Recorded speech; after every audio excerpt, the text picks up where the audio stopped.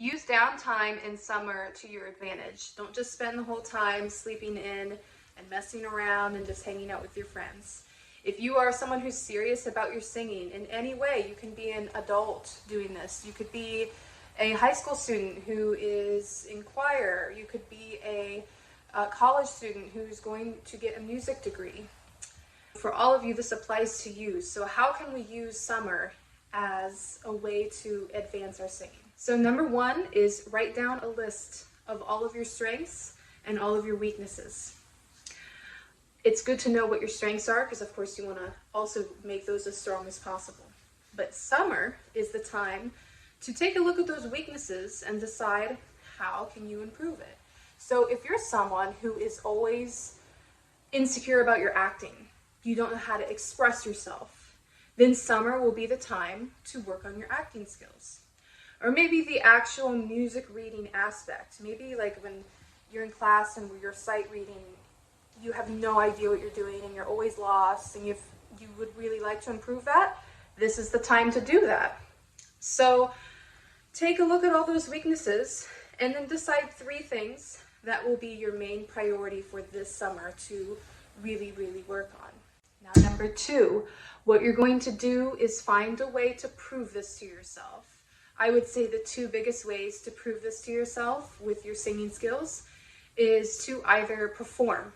So you could perform through doing a recital, or you put on a little soiree for your friends and family.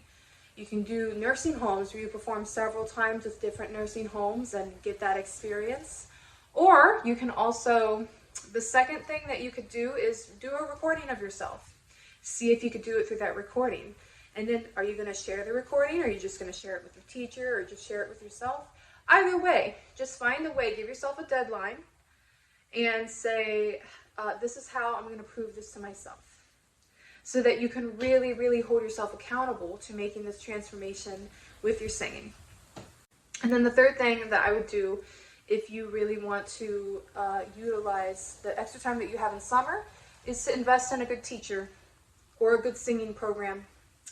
A way to get real-time feedback, because I've tried it myself, try to do things on my own, and you do need to practice. You need to learn how to do things on your own, of course. But it's also extremely hard to figure all this stuff out by yourself, because when you sing, what we hear to our, like the sound that I'm hearing right now when I'm speaking is not the sound that this phone is catching right now. The audience hears something different. So when you have a teacher, they give you real-time feedback of the actual true sound you're making. And sometimes what we think is bad sounds good, and what we think is good doesn't sound as good as we think. So that's why it's so important to have one.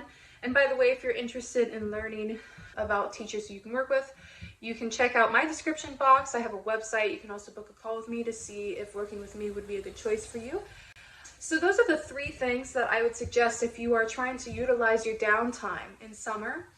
And then I wrote down some bonus things that you could try too that aren't really singing per se, but if you look at yourself as the full package, it's not just good enough to be a good singer. You also have to have something else. Are you good at expressing yourself? You have to be everything. There's so many components to ourselves.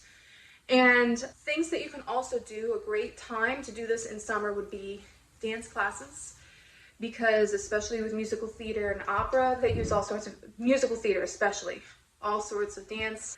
Acting, you could do acting classes.